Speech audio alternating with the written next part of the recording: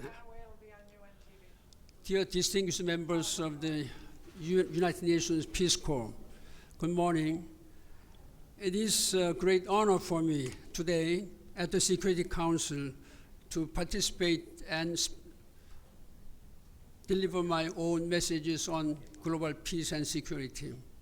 When I left the office of the Secretary General, it was at a time of the rising geopolitical tensions and political turmoil. Sadly, 9 years later, the international situation appears to have deteriorated even further. Today, the Council is deadlocked on almost all the issues. Permanent members regularly undermine the United Nations universal peace and security mandate through their use of veto to shield themselves, their allies, and their proxies from accountability. The wider membership is rightly calling for urgent reform, seeking a council fit for purpose for the 21st century world rather than the 20th. Security Council reform is a difficult one, I know that, but it is urgent and possible. The United Nations' successful expansion of the Security Council in 1965 gives us some guidelines. It was driven by the General Assembly at that time and shows a way forward.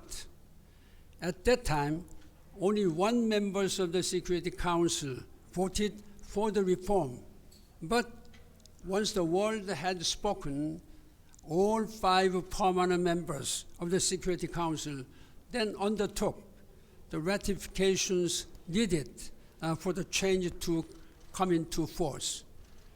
I encourage those engaged in protracted intergovernmental negotiations on Security Council reform to swiftly table a consolidated model as called for in the Pact for the Future, which was adopted unanimously by the member states on September 22nd last year. The United Nations and its architecture is only as strong as 193 member states want it to be. The time for reform is now. I sincerely hope that member states of the United Nations, particularly the members of the Security Council, will pay due attention urgently on how to make United Nations more active, more trustworthy vis-a-vis the people of the world. Thank you very much. Secretary General, you talked about, it's good to see you back here at headquarters. You talked about some reforms that should be made. What is your best case about to bring back people, because the credibility of the UN is very low right now? What's your best case for the multilateralism in the UN? It's Pamela Falk from U.S. News and World Report. It may be very difficult what would be the best case, in fact. Now, with the 80 years of history of the United Nations, we have gone through many difficult challenges, and happily and luckily, each time the member states joined their hands on the deck together, addressing all difficult challenges. This is what we have seen, and I'm proud that I was able to serve as Secretary General during that time. Having come back 9 years later, I am deeply concerned that the situation has even deteriorated. So this is a matter of political will, how the member states, particularly 5 permanent members, they view the situations, how they can lead this world more prosperous, safer for people of the world. There is no country in this world, however powerful, however resourceful one may be, one cannot live alone. We have joined all our hands on the deck together. That's very hard lessons which I have learned during my time as a Secretary General. Climate change agreement was very difficult, but 193 member states, including adding two observer states, like a Palestine organization, as well as this popes, they all agreed to this. That's why the Paris Climate Change Agreement came into effect before I left the United Nations.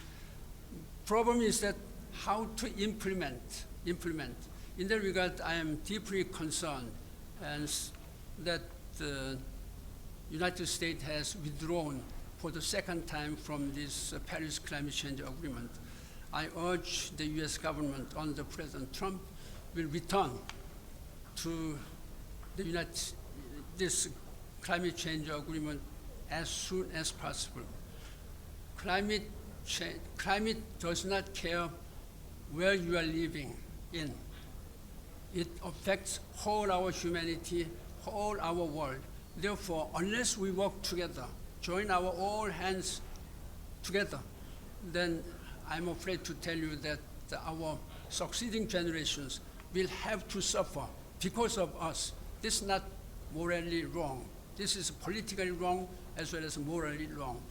I am, as a former Secretary General, I do not have any political responsibility, but I do have moral responsibility, so I'm doing very closely together with the members of the elders, which was created by Nelson Mandela. And again, I thank you very much for your attention. What about Gaza, Mr. Ban Ki-moon?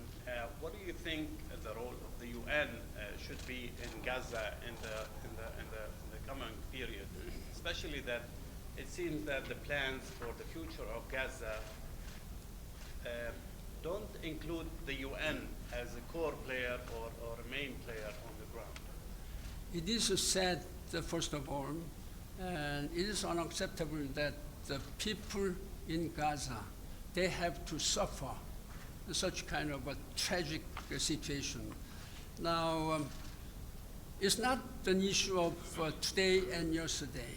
It has been there during last many, many decades, and there have been many agreements and political efforts on the part from the many important countries, including the United States, and of course, as a Secretary General.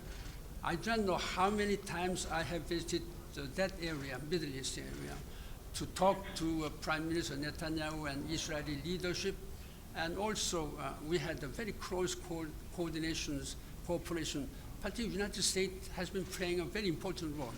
Now, at this time, why then these people in Gaza should suffer without having done anything wrong?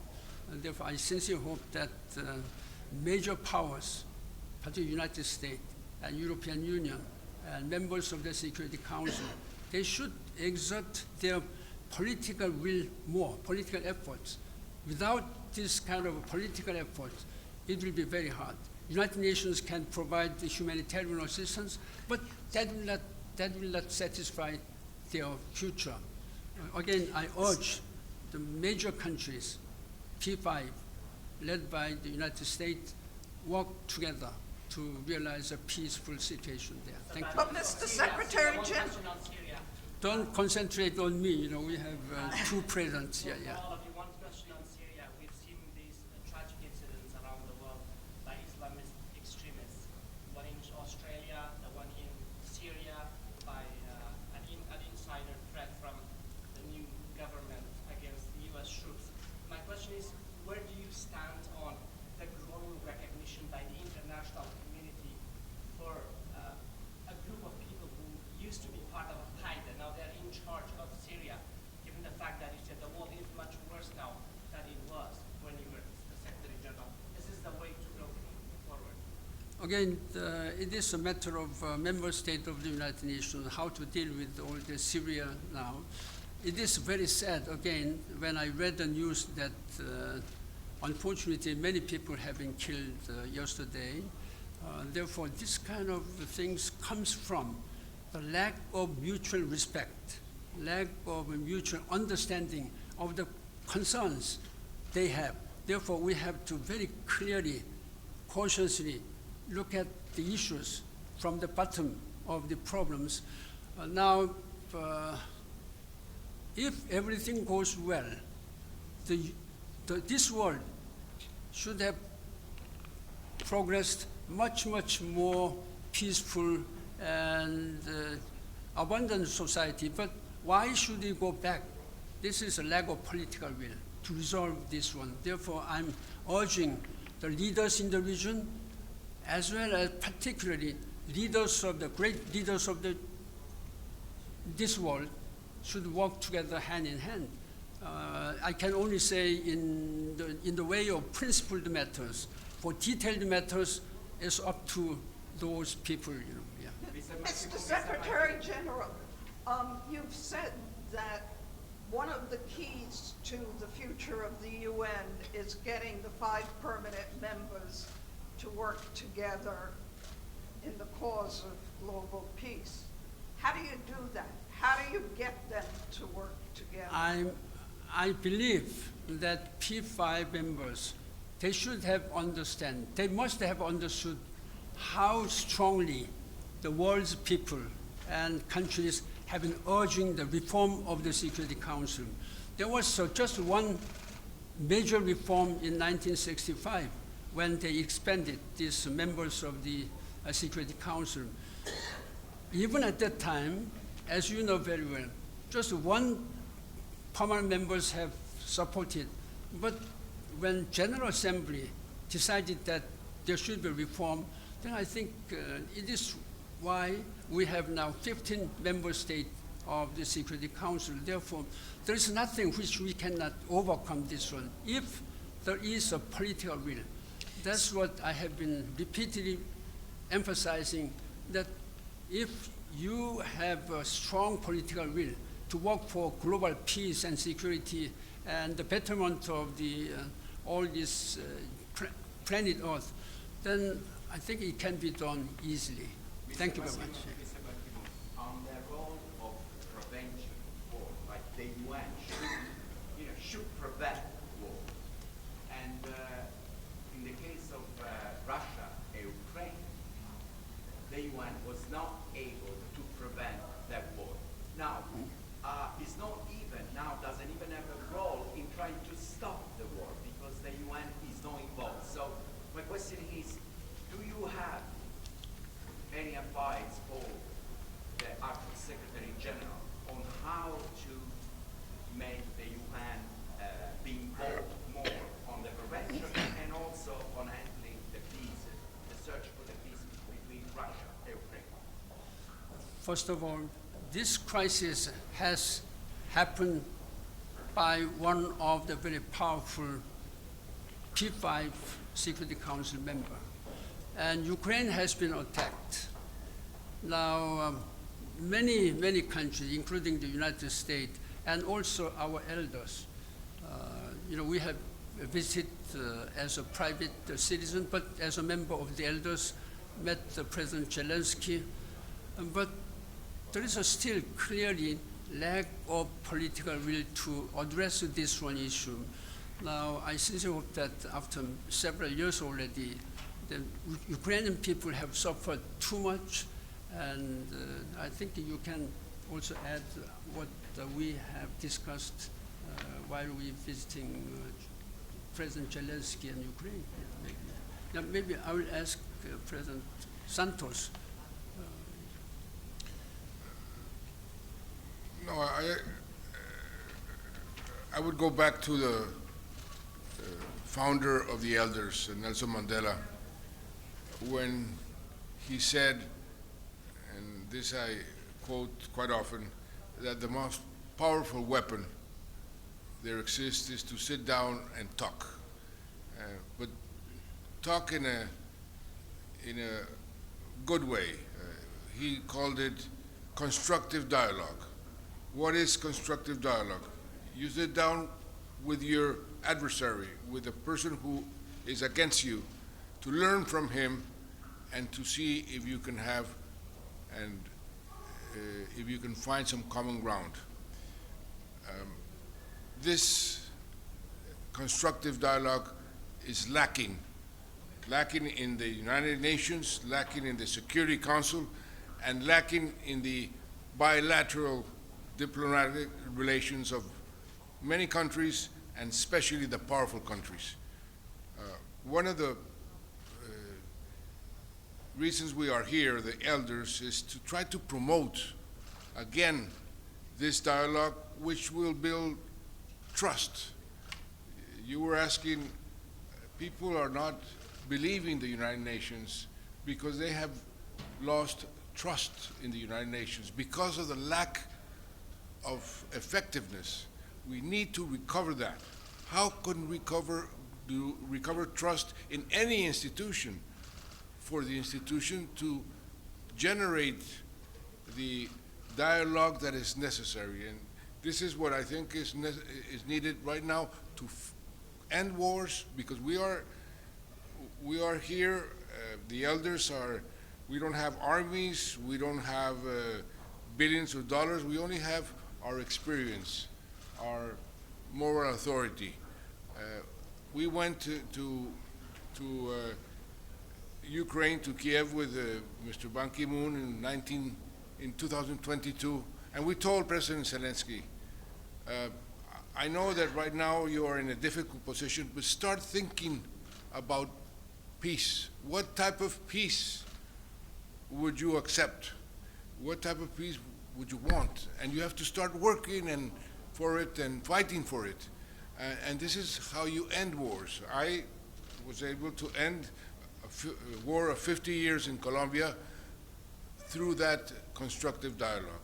And this is what is needed in the world. It's needed in Ukraine, it's needed in Gaza, it's needed in Sudan, it's needed in so many conflicts that the world is having right now.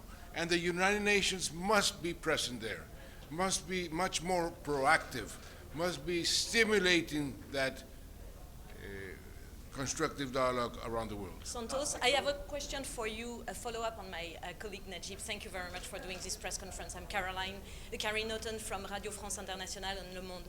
I think concretely on Gaza file, a couple of weeks ago, if I'm not wrong, the elders called for the liberation of Marwan Barghouti. Would it be something constructive to do to solve this crisis in Gaza? Definitely. We have been advocating for his release for a long time now. Why? Because first, he is a believer in the two-state solution. Second, he is probably the most popular leader in Palestine.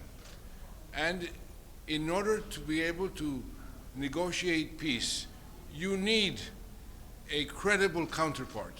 And he is a credible counterpart.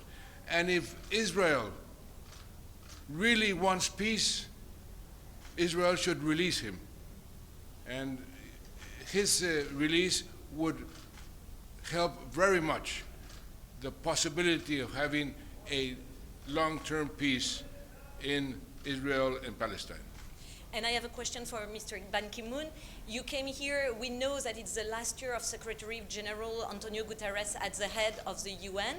A new Secretary General has to be designated this year. What type of qualities and what type of person do you think should be heading the next UN to solve this crisis and to help the UN be more proactive?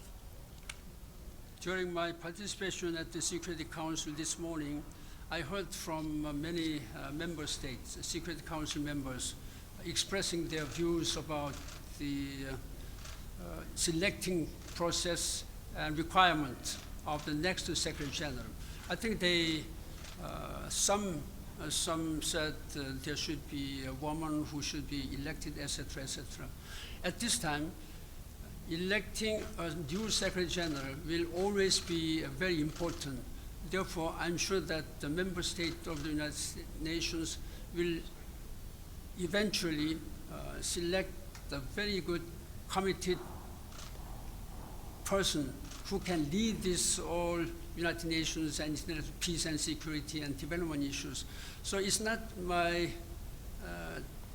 job, or I would like to reserve my right at this time is very important. One must be fully committed how they can contribute to restoring and international peace and security, and how can we implement climate change agreement as well as 17 sustainable development goals.